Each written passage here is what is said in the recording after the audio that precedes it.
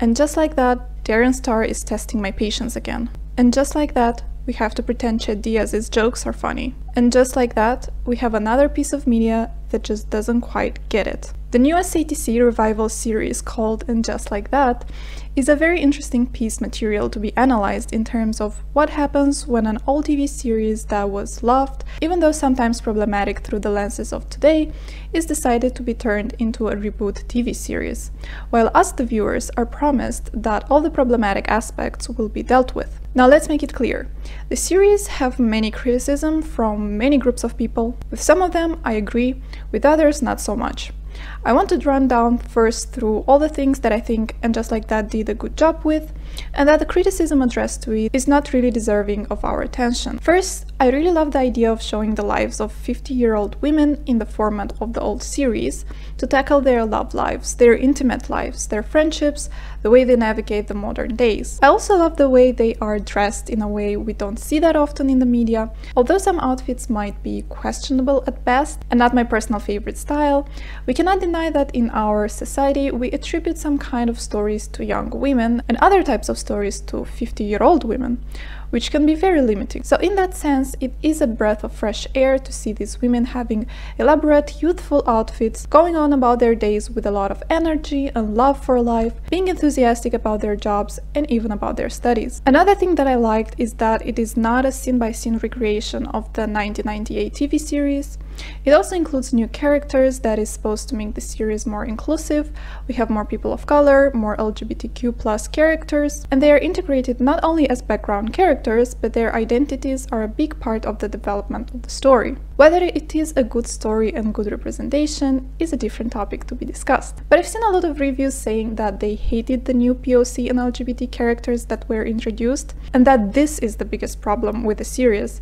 And I was like, honey, no. However, introducing new progressive characters solely for the sake of woke points does not leave a good taste in my mouth, and when reading about the production of the series before it was aired, I was really concerned about the quality of this representation and the quality of the stories that will be presented. And this is what we will actually be talking about today. The newly introduced characters are successful, confident, stylish women. So in that sense, it is nice to see representation that is meant to elevate and show that being part of a minority group is not a limitation for these characters in achieving their dreams, however utopic that might sound. At the same time, we can't pretend that this show was the best thing that happened to us. It was unwatchable most of the time, and so I really wanted to look into why did I and so many viewers feel that way. How can a supposedly good intention fail so abruptly? The first newly introduced character that we will be discussing today is Che Diaz. Carrie gets a new job working at a podcast, and her new boss is Che, who is non-binary and queer. We have a few scenes with them during comedy shows, and although the idea of the show is to be motivational, the reality is that the audience, laughing over-enthusiastically over cliché jokes that we've been hearing for decades now, just doesn't quite cut it. We see these shows again and again, and although it is nice to see Che commanding such a big audience and being such an inspiration for them, when it actually gets to the essence of what they are saying, there's not really much there. If the script of the movie said something like, Che is on the stage, the audience listens attentively to her comedy routine. Che says a funny joke about being part of the LGBT, and everybody erupts laughing. This would have been a great scene in theory. But then when it comes to the actual content of the scene and its translation into dialogue, it becomes a weird combination of sometimes cringy jokes, sometimes valid commentary of how non-binary characters are portrayed in the media, and sometimes motivational slogans. And in this weird combination of things, you are left standing there feeling like, I'm not sure how to react to this. Should I cry? Should I laugh? Should I feel inspired? One article says, the entire routine felt like an AI-generated monologue for a queer person. Esti Quesada, who is a non-binary YouTuber, talks about the character of Che Diaz. I like the idea of a non-binary character appearing in the series. It's necessary to bring these realities into fiction. Che Diaz makes it clear from minute one what they are, but then they don't know how to talk about anything else. They become a parody of a social vigilante who repeats woke terms like a souped-up algorithm. With Che Diaz, they want to check all the boxes at once: POC, non-binary gender, polyamory, activism, and it's exhausting. They are a character who seems to have no life or existence beyond social media. Non-binary people have lives that are just as complicated as everyone else's. Our gender is a footnote, not our epicenter. It's funny that they say that Che Diaz feels like they do not have an existence beyond social media, and maybe this is because the writers for the show have limited interaction with non-binary people outside of social media themselves. Che Diaz became really fast the most hated character in the series. I was searching her up on YouTube, and these are the results that I was getting. And that is not to talk about the overabundance of articles on the same topic. I wonder if some of this hate is interlinked with phobia of non-binary characters, and how much of it is actual criticism of how badly the character was written. And this is why it's so important to make an effort when introducing new characters from vulnerable groups. The representation in theory is good, but in practice it can also hurt these marginalized groups. So is bad representation better than no representation at all? This is a very difficult question to answer. My main thought when watching this series was, who was in the writing room? You write about things that you know, that you experience yourself, and if you don't know, you ask the ones that do know. I could not help but wonder, were there really no diversity consultants in the crew? Diversity consultants are the people who are hired in order to achieve representation that is authentic, fair, and has humanity. The consultants can offer advice on the LGBTQ representation, race, gender, immigration, disability, religion, and so on. With recent studies coming out showing that Hollywood loses out $10 billion due to lack of diversity, the latest efforts to include more diversity in movies may not only be to share diverse stories and give these people a platform, but also plainly money incentivized, as sadly as it sounds. This leads to some projects including certain characters that are from minority groups, mostly to get woke points, having the character at best grossly underdeveloped, or at worst continuing to promote dangerous stereotypes. Ziggy Stokes, vice president of the GLAAD program, which is an NGO against the defamation of the LGBTQ characters in media, says, "You can generally bet we are involved at the outset in helping them ensure that they weren't falling into outdated tropes, that a character wasn't just there to support everyone else's storyline, and that they have a well-developed storyline of their own and sort of a reason for being indispensable." And it turns out that GLAAD did collaborate with Sara Ramirez and helped her when portraying the character. This is why I think Sara actually did her best when thinking about what source material she had to work with. I mean, during those comedy shows, I even had 1 or 2 times that I exhaled, so that means Sara did a spectacular job. But portraying already written characters and dialogue is often one thing, and actually being there in the writing room and being heard is a different one. How come a non-binary actor playing a non-binary character still went out and got the help from a diversity consulting organization, and the writers of the show didn't even make one effort to see if the dialogue and the character development that they write is representing the community?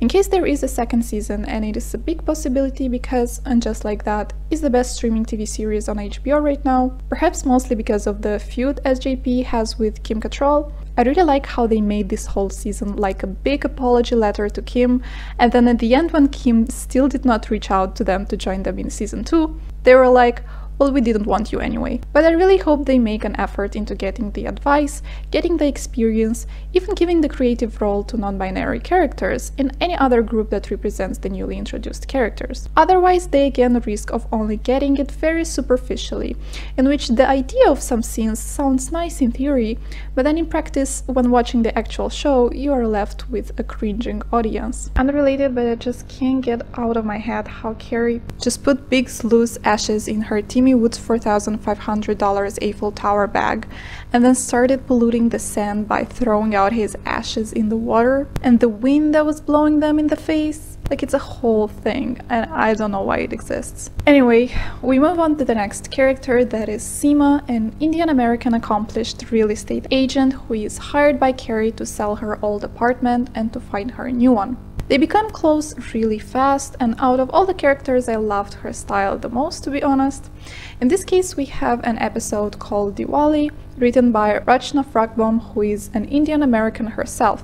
In this episode we see Carrie and Seema enter a Sari shop together, and I'm showing quotation marks because it looks like what is actually shown in the shop are lehengas and not saris. One Vogue article writes, Now, we appreciate the fact that the show was cognizant enough of India's couture designers to know that a high-end store would indeed be in one of Manhattan's toniest neighborhoods.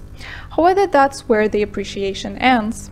What follows was a massive tangle of misnomers and misappropriation. The viewers were confused as to why Carrie and Seema are calling the pieces of clothing saris when they are not, why isn't the word Lehenga even uttered at all, and the conclusion seems to be that the creators did not want to overwhelm the audience with too much Indianness. With Carrie living in New York, which has so many people of different cultures and religions, it seems a bit strange that she did not hear before the celebration of Diwali. And we have Seema patiently explaining what in theory she should have already known. And this is actually a thing we see very often. The newly introduced characters are taking the protagonists by hand each episode and teach them different aspects of different cultures. And they do it graciously, and they do it patiently. But it takes away from the time that could be spent actually developing these characters in an interesting way, so that we can become attached to them and to root for them. Instead, many times these characters are treated as placeholders for a documentary presenter of a travel channel. And another reason why we feel like that is because we very rarely and almost never see these newly introduced women in scenes which they don't interact with Carrie, Miranda, and Charlotte. We also see them through the lenses of white women characters. And it starts to feel that they exist so that the three protagonists can develop and become more progressive, and not actually showcase and develop the newly introduced characters for their own stories. Those very few scenes in which we do not see them interacting with the three main protagonists are the only ones that we do get to know them more deeply, and I do not understand why did we not have more of those. By choosing the word Sari instead of Lehenga, because the Sari is more popular in American vernacular, we come to the realization, as the Vogue article puts it, by making decisions that flatten Indian culture and make it more easily digestible, the show is only admitting that it continues to cater to a wide audience as its primary viewer. The scene with Seema's parents was not too inspired either. It turns out that they are not happy with Seema's single status. And Seema is lying to them that she actually has a boyfriend. And as Arushi Sinha writes, if you're only going to show a narrow slice of an Indian character's life, it is probably not a good idea to lean so heavily into mass-produced stereotypes that do not add depth or dimension to the characters in question. Even the newly introduced black characters do not benefit from too much thought into their character development. Again, we are mostly seeing them interacting with the main white protagonists, and their presence is there to teach Miranda and Charlotte how to be more progressive. In this case, we have two black women in the writing staff. One of them, Samantha Irby, talks in one article. I was a huge fan of SATC back in the day, but there were some moments where I was like, if there had been a black writer in the room, this would have probably played differently. Approaching the black and brown people on the show this time around, it was important for me to make them feel real and not just plopped in. That said, this isn't meant to be preachy. I'd never want to write a scoldy show where watching it is like taking your medicine. Nikki McGlogster in a Vogue article says though, while the show isn't necessarily preachy, it uses its newly joined black female characters as vehicles for super cringe lessons about race and social justice. Sprinkling some color into the cast without offering them a storyline beyond aiding the main characters is just diversity for diversity's sake. In an attempt not to make the show too preachy and not to make their white audience feel too uncomfortable, the plot unfortunately is reduced to introducing new POC characters with the main role of helping out the protagonists with their own identity crisis.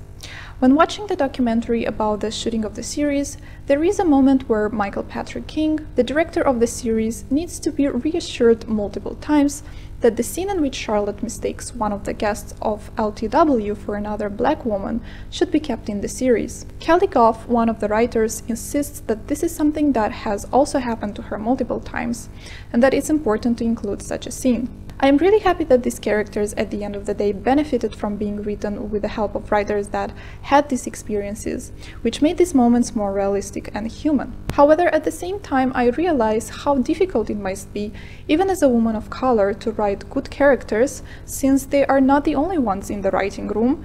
They have to always think about not alienating their audience, and unfortunately, there are some creative decisions that they might not always be comfortable making. SATC also had the typical gay best friend trope, even though Darren Star and Michael Patrick King, who created and directed the series, are openly gay. I think that we don't have to villainize the newly introduced writers, but we do have the right to constructively criticize the art that they produce. Introducing more diverse characters and a more diverse writing room is a great step forward, but unless this representation is not done right, it might also mean 2 steps back. So then, is bad representation better than no representation at all? Personally, for me, this is like choosing between 2 evils, and I don't think these 2 categories should be the only ones we should be choosing from. Katie Schenkel in one article says, "You need to build up the goodwill and increase the number of characters from marginalized groups so that not just 1 or 2 characters are shouldering the representation of a whole segment of society. Those first characters have to be positive heroes before making marginalized people villains. Marginalized sections of society cling to any positive representation we get because it's so rare."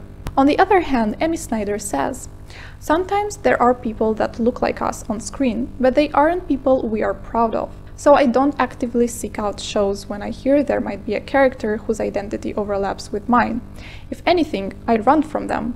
Often this representation hurts more than no representation at all." At the same time, no representation at all can lead to erasure of a certain group, and have the message that the people in this group are undeserving of representation and undeserving of attention. So when having to answer the question, is bad representation better than no representation, I would answer, it's 2022, hire good writers, hire good actors, give them creative freedom, and stop asking people to choose the lesser evil. Thank you for watching this video. If you like it, do not hesitate to interact with the buttons below, and I'll see you soon. Bye!